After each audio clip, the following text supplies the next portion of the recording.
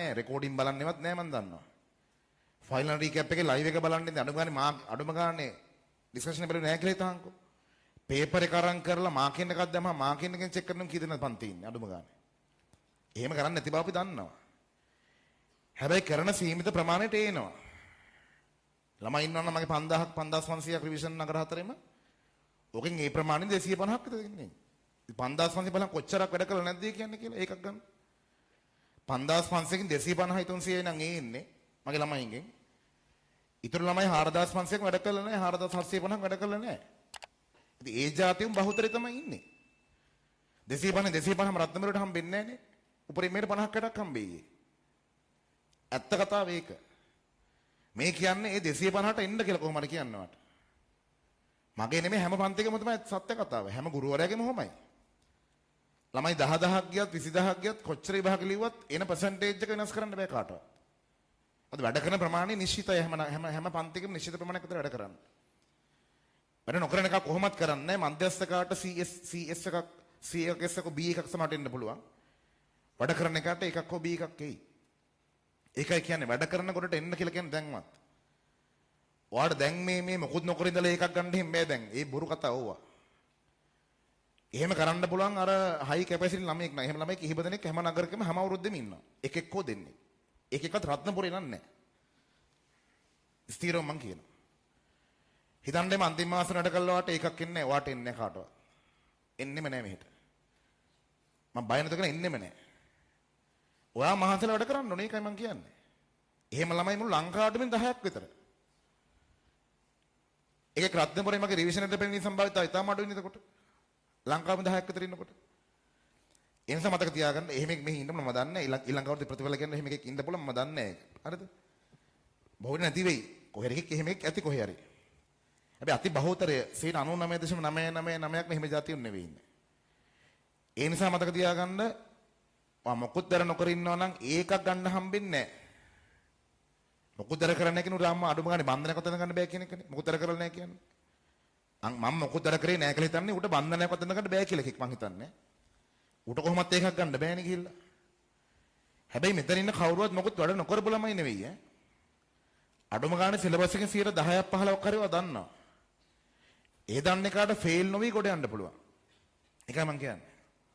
මට බලන් යද්දි පේනවා මේ අති බහුතරේ ඉන්නේ ෆේල් වෙන මට්ටමේ. බැලුවම ඵලයක් ලියා ගන්න බෑ කියලා ප්‍රතික්‍රියාවක. එහෙනම් කොහොමද S එකක් ගන්නෙ? දැන් මගෙන් ගියහම නුගේ කොටදී මන් දන්නේ ඌ ආතල් එකට දැන්ද කියලා ඔන්ලයින් එකේ සම මොකුත්ම කරලා නැහැ මට මේ පාර වැඩ කරලා මොකද්ද හිත හදා ගන්න පුළුවන් ප්‍රතිඵලයක් ගන්න පුළුවන් වේද කියලා. හිත හදන ප්‍රතිඵලය මොකද්ද වගේ? S3 නේ අහන්නේ. S3ක් ගන්න පුළුවන්ද කියලා. මට කියන්න බෑ S3ක් එයි කියලා වාට. S3ක් ගන්නවා නම් උහන කවර් කරගන්න පාඩම් මොනවද කියලා. බලහන් කොහොන ප්‍රශ්න. වාට S එකක් කෙමිස්ට්‍රි වලට ගන්න ඕන නම් සිලබස් එකෙන් බලන්න ඕනේ නැහැ ඉතින් ගිහිල්ලා. දැන් එහෙම හිතලා දැන් හිතන්න එපා S එකකට මහන්සි වෙන්න මේ පාරන්ට විතර බලන්නම් කියලා ගොන් වැඩ නම් කරන්න එපා. මන් දන්නවා මෙතන ඉන්නවා ෆේල් වෙන්න බය වුන් දැන් මේ දැන් දන්නවා දැන් ලිව්වොත් දැන් ෆේල් අනිවාර්යෙන්. දැන් ලිව්වොත් දැන් ෆේල් වුන් මෙතනදී බහුතරයක් ඉන්නේ. දැන් දුන්නොත් පේපර් එක දැන් ෆේල් වුන් මේ පන්ති ඉන්නවා. ඒ ෆේල් මේ බොරු නෙමෙයි ඇත්ත කියන්න බෑ මිනිස්සුන්ට නිකන් හිත හදන්න ඕනේ නෑ අනිවාර්යෙන් ස්ථිරම පාස් වෙනවා කියලා කියන්න බෑ මට. දැන් හිතන්න දැන් ඔයාලා ලිව්වොත් ෆේල් වෙනවා නම් ඔයාට S එකක් ගන්න මොනවද කරන්න ඕනේ? දෙවෙනි පාඩම බලන්න ඕනේ අනිවාර්යයෙන්. දෙවෙනි පාඩම කියන්නේ මොකද? ව්‍යුහය හා බන්ධන. අනිවාර්යයෙන්ම රසායනික ගණනය කිරීම බලන්න ඕනේ. අනිවාර්යයෙන් වායු ශක්ති විද්‍යාව බලන්න ඕනේ. චාලක බලන්නත් ඕනේ. S එකක් ගන්න මං කියන්නේ.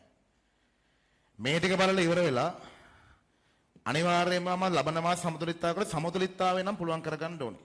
පාඩම් කරන දේවල් නේ ගණන් හදන්න තියෙන්නේ. ඉතින් දැන් ඔයාලට සමතුලිතතාවය පුළුවන් වුණොත් ලකුණු 18ක් හම්බ වෙනවා පේපර් එකේ. 18න් මන් දන්නවා ඔබ 18 මිස් කරන්නේ නැහනේ. ඉතින් ඇත්තයි ඉතින් ළමෙක්ට මං කියන්නේ මේ මොකොත් නොකරපු එක මේ හොඳට වැඩ කරන එක 18ම ගනි. මං කියන්නේ මේ S එක ගන්න දැන් F එක දැන් දුන්නොත් දැන් ෆේල් වෙන එකට මං කියන්නේ. දැන් දුන්නොත් දැන් ෆේල් වෙනවා. ඒ જાති එකලම කියන්නේ. 18ක් වෙනා සමතුලිතතාවෙන් 18 මිස් කරන්න බෑ වාට. 18න් මං කියන 10ක් අරගෙන දෙන්න මට ඒති. අර 18න් 10ක් ඔයා මට අරන් දෙන්න ඒති.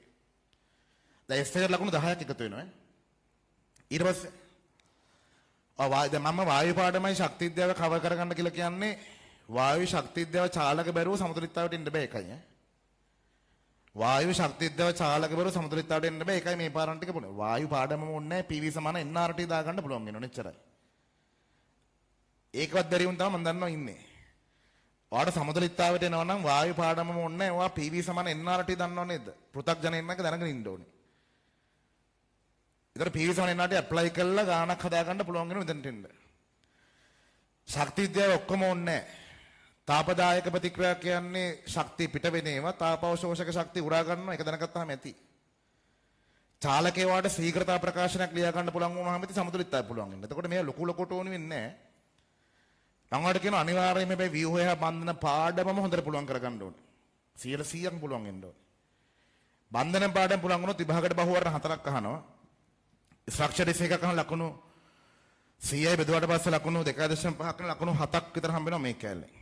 7න් අපි 6ක් දාමු 16යි ලකුණු. මේ 35කට ඇදලා දෙන්න දන්නේ 10යි 6යි 16යි. ඉනෝගනික් වල මම ඔයාලට කියනවා P ගණුව හිතින් අමතක කරන්න කියලා. දැන් ගොබ්බේ වගේ හැම එකම P ගණුව අමතක කරලා ඉබහට යන්න එපා. මම මේ කියන්නේ ෆේල් වෙන මට්ටමේකට S එකක් ගන්න. ඔයාලට ඕන නම් P බ්ලොක් එක හිතින් අමතක කරන්නකෝ. S ගණුව බලන්න ඕනේ. D බලන්න ඕනේ විශ්ලේෂණ බලන්න ඕනේ. ඉනෝගනික් වල ලකුණු හම්බ වෙනවා පේපර් එකට 20ක් විතර. 20 මේ තුන හොඳට පුළුවන් කරගන්න. පුළුවන් කරගන්නවා කියන්නේ 100% පුළුවන් වෙන්න ඕනේ. හරිද? පුළුවන් කරගත්තොත් 20 ලකුණු වාට 13ක් 12ක් ස්කෝර් වෙයි. ලකුණු තව 13ක් දාගන්න මෙතනට. 23යි 6යි වාට 29ක් එනවා. දැන් වාට වෙන ඊට පස්සේ තව ලකුණු එකතු කරන්න බැලුවා සමතුලිතතාවය කැල්ල හරි. බන්ධන කැල්ල ඉනෝගනික් කැල්ල හරි. ඔයා හිතන්න ඔයා මම YouTube live කරනකොට කර්මාන්ත ඔයා නිකන් කර්මාන්ත මම උගන්වද්දි ළඟින් යනවා කියලා මෙහෙම. ඔයා කර්මාන්ත ඉගෙන ගන්න නැහැ. මම උගන් නිකන් අහගෙන ඉන්නවා මෙහෙම අහගෙන ඉන්නවා. එහෙම අහගෙන ලකුණු දෙකක් එකතු කරන්න පුළුවන් වෙයි.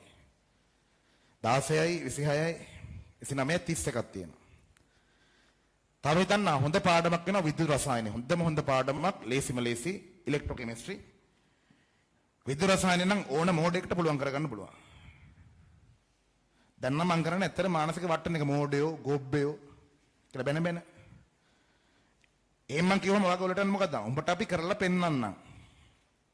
කියලා හිතින් ඔයා හදා ගන්න ඕනේ. උඹට අපි කරලා පෙන්නන්නම් කොයි දහංකෝ. රිසල්ට් අහන උඹට අපි පෙන්නන්නේ. එහෙම තමයි හිත ඇතුලෙන් ඔයා මොටිවේෂන් එක හදාගන්න. මම ඔයාලට බයිනවා නම් ගොබ්බෙක්, අමු තකතිරුවෙක්, මෝඩෙක් කියලා.